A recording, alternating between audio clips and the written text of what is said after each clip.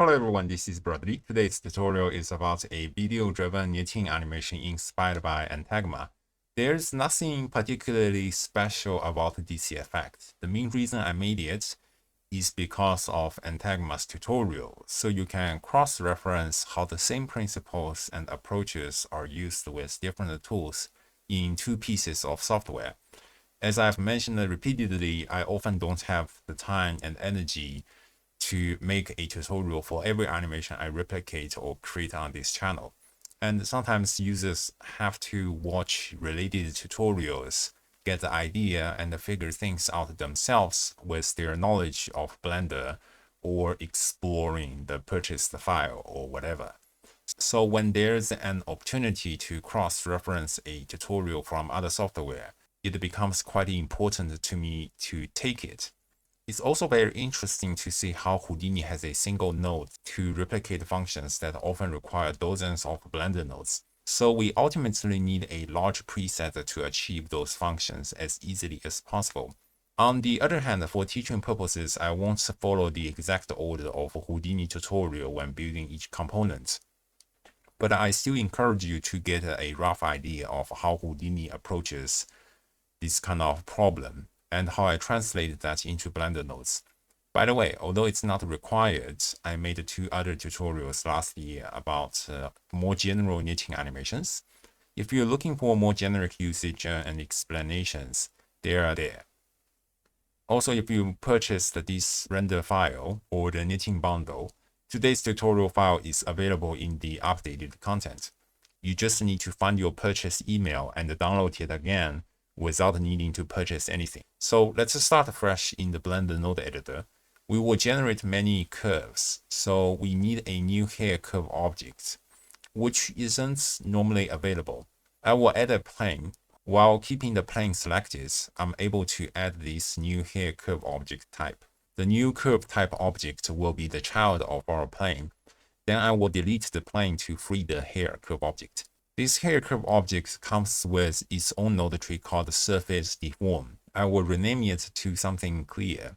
Entagma's tutorial started with a knitting surface, which they already made in their last tutorial. Fortunately, I already have a preset for it.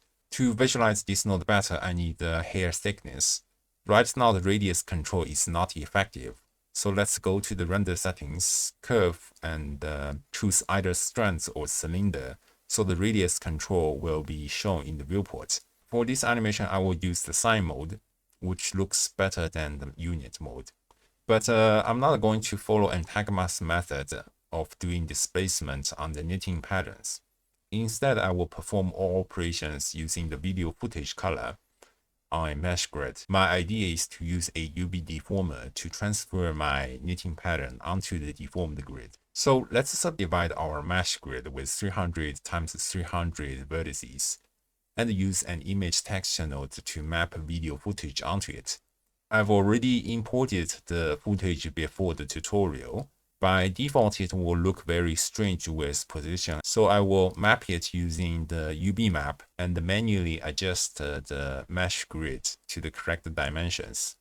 For materials, I will store the eevee map for our surface and set up a material at the end. I will add the material and pick it. In the shader editor, I will add an attribute node calling the eevee map to feed our image texture into a BSDF node. Right now, if you play the animation, you will find that the image texture is not moving in the material. So I will turn on auto fresh and likely cyclic as well. I will also extend the last frame of scene so we have more frames to preview. Similarly, you will find the same issues in geometry nodes. We don't have the same settings, but we have this frame socket for us to add a scene time frame. And now we can see the animations. So now we will focus on geometry nodes again. I will separate the color into channels, and in the red channel, use a color ramp to increase contrast and isolate a specific region. In this case, you can see the green trees and the leaves are isolated. I will displace the surface along the z-axis. You may notice it's a bit noisy and high in amplitude. So I will use blur attribute to smooth it slightly and remap 0 to 1 for a lower amplitude. Additionally, I will add a noise texture for some resting noise. I will multiply to 110 so that it only displaces on the XY axis without Z. And in the advanced panel, I will add a time info node to the evolution parameter to animate it. Now you can see both parameters are moving. Now on this displaced surface, I will use net surface and UV deformer to place netting units on it. And we immediately get a result. Our UV map is stretched horizontally, so I will increase the frequency from 150 to 300. You can also increase the level to add more detail. Here you may notice bending, which is a shading issue in the viewport. If you switch to material preview, you won't see it. On the other hand, here we didn't have the material because we need to store the UV map on our netting surface from the displaced surface. This workflow is important because blur attribute works best on a connected mesh rather than separated curves. So it would be better to blur and displace before creating the netting and transfer everything using the UV deformer. At this point, we finished the base. Next, different from Antagma's tutorial, I will start with the edges and the basic instancing. First, we need to isolate the edges on the horizontal border using separate geometry. There are many ways to select the borders. For example, you can compare the positions, normals, or manually selecting vertices. For procedural simplicity, I will use the bounding box fold, which I discussed in my directional fold tutorial. It calculates the position relative to the bounding box. Here, let's input our mesh. Visualizing the fold, you will see it's basically 0 to 1 from one end to the other on the x-axis. If I enable mirroring, it goes like 0, 1, 0. That means if I compare fold equal to 0, I should be able to select the edges, but it doesn't really work, and we only get some strange pieces selected. This is because we displaced our plane, so the comparison is slightly off. We should evaluate the fold before the displacement when everything is flat. To do that, I will capture the position and use the flat geometry to evaluate with the captured flat position. You will see borders are selected, and we have these edges separated. I will convert mesh to curve, resample to about 80, instance curve linear on points, uncenter yet, and decrease the length, then realize instances. Finally, I will join geometry with the base. The curve linear didn't have a radius by itself, so it looked strange after joining. So let's set a geometry radius, and it's being fixed. Here we can see the border here is overlapping with our geometry. So I need to rotate it correctly. However, it's also important to note the other side of the border has the correct orientation. Therefore, we need to distinguish these two curves. I will add a curve info node. The indexes start from 0, giving the curve index 0 and 1. As the index equals to 1, we can add a switch node and rotate one of them to 180 degrees on the axis. And now you can see it works. As extra polish, I will add a set position with a noise texture to create variation. To keep roots in place, I will add another different curve info node. So we have both index and the spline parameter. And as we done before, we are going to animate it with the time info nodes in evolution. Also in material preview, you will see we lose the color. This is because UV map is a face corner attribute, as you see from this named attribute node. But when we select the edges, there's no face corner. So we need to store the UV map attribute on the points domain and that easily fixed the issue. There's much more we could do, but I will move on. Feel free to tweak parameters. Note that the curves aren't perfectly connected to the netting patterns, but with enough detail it won't really matter. The last step is adding curly hairs on the top. We essentially repeat the instancing approach. In the worst case, you could duplicate the whole setup with some modification, but that's inefficient. In Houdini, there's a single hair geonode that replaces many steps. So here I will use a hair on geometry preset for a similar result.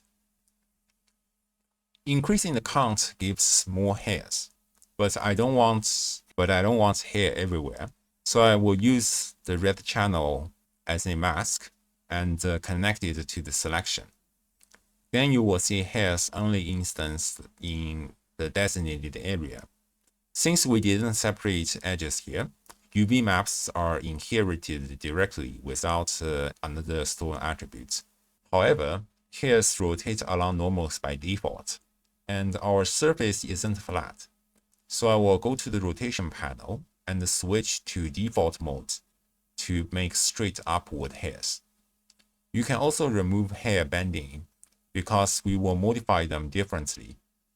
In the Houdini tutorial, they use clump hair with a cur hair function. Fortunately, Blender ships hair assets with these functions as clump hair curve and the cur hair curve. These are Blender assets unrelated to me. I just tweaked the settings along the way. Basically, clump hair node groups tips together. Note the guide map distance. If you increase it, more curves grouped together, which may not look nice, so I will keep it near default and slightly reduce the factor. Cur hair node creates spiral patterns. Increasing frequency adds more terms, and decreasing radius tightens them. I will add a cur start, so spinning affects the root less. For better visualization, I will add a sunlight and adjust the strength for better shading and depth. Now we finished the main concepts. The rest is polishing. In the original tutorial, they duplicated the nodes for different masks. I will do the same for another region and output this blurred new color ramp result to selection. Then I will tweak parameters to distinguish the two regions.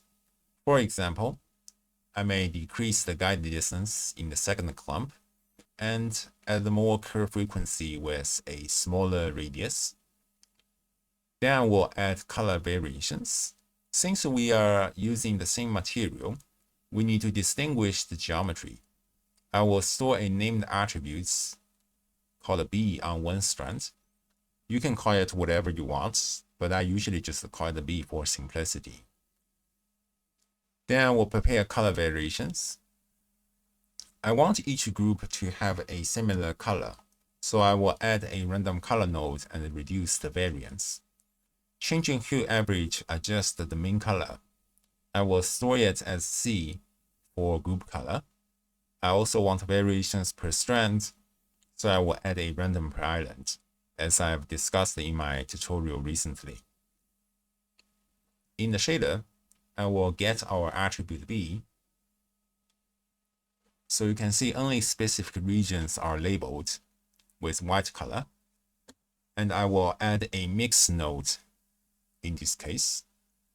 You can see the black part uses the original video color, and I will make the flower strands to use attribute C and RC with a shader random color node.